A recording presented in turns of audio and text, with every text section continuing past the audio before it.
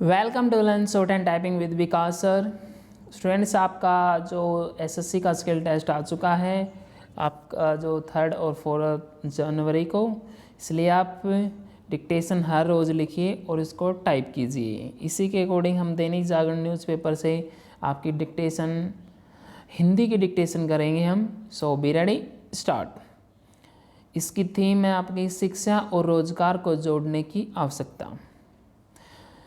Start. केंद्र सरकार कौशल उन्नयन पर ध्यान दे रही है। भारत की शिक्षा व्यवस्था को डिग्रियों के जाल से निकालकर कौशल पर आधारित करने के लिए अटल इनोवेशन शुरू किया गया है। सरकार 40 करोड़ युवाओं को हुनरमंद बनाने के लिए स्किल इंडिया कार्यक्रम चला रही है। यहाँ महत्वपूर्ण सवाल यह है कि स्किल इंडिया कार्यक्रम को कैसे सफल बनाया जाए।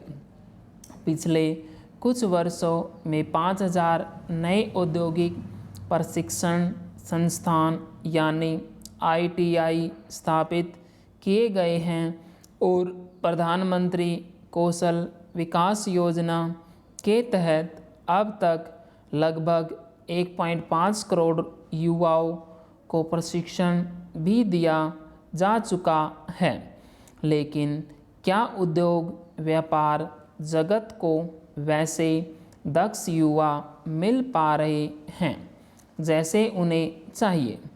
कौशल विकास के लिए कुछ और कदम पहले से उठाया जा चुके हैं, जिनमें औद्योगिक प्रशिक्षण संस्थान ITI, महिला व्यावसायिक प्रशिक्षण संस्थान, प्रशिक्षण महानिदेशालय DGT द्वारा संचालित उन्नत प्रशिक्षण संस्थान और निजी कंपनियों या सरकार द्वारा संचालित बेसिक ट्रेनिंग सेंटर और संबंधित इंस्ट्रक्शन सेंटर शामिल हैं।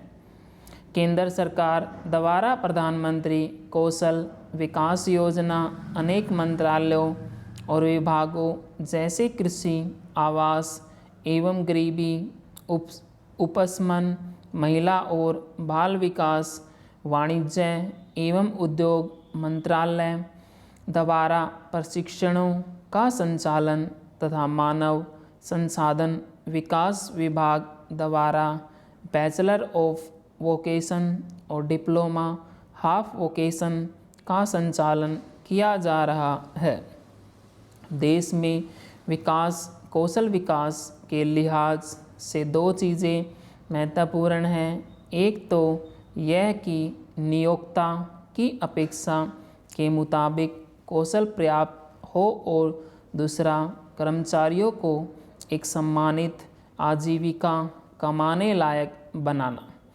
यहाँ समझने की ज़रूरत है कि यदि शिक्षा पर व्यय सीमित बना रहता है तो स्किल इंडिया कार्यक्रम अपेक्षित परिणाम देने में सक्षम नहीं हो सकेगा। नई शिक्षा नीति में भी इस ओर ध्यान खींचा गया है। ऐसे में राष्ट्रीय शिक्षा नीति द्वारा शिक्षा पर सार्वजनिक खर्च को GDP के 6% तक बढ़ाने को अमल में लाया जाना चाहिए। चतुर्थ, औद्योगिक क्रांति से निपटने के लिए ITI एवं IIIT को पुनः परिभाषित करना चाहिए।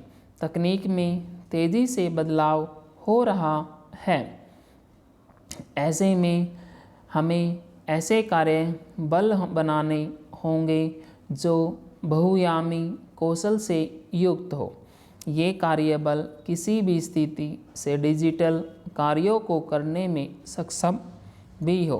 विश्वविद्यालय अनुदान आयोग द्वारा भारत के सभी नियामक संगठनों और विश्वविद्यालयों के लिए नेशनल क्रेडिट फ्रेमवर्क NCRF के कार्यान्वयन की घोषणा की गई है।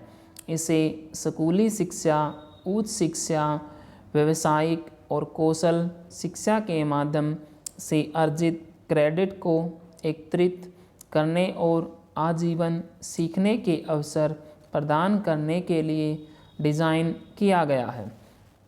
अक्सर इस बात को लेकर आलोचना होती रही है कि हमारी स्नातक शिक्षा का प्रारूप मुख्यतः पुस्तकें या क्लासरूम तक ही सीमित है।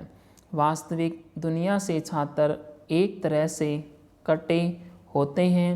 भारत और जर्मनी, जापान, चीन, सिंगापुर और ब्राज़ील के तकनीकी और व्यावसायिक प्रशिक्षण शिक्षा मॉडल में सीखने की भी ज़रूरत है, जिनके पास अतीत में इस तरह की चुनौतियां थीं। साथ ही एक व्यापक मॉडल को अपनाने के लिए स्वयं के अनुभव से सीखने की आवश्यकता है।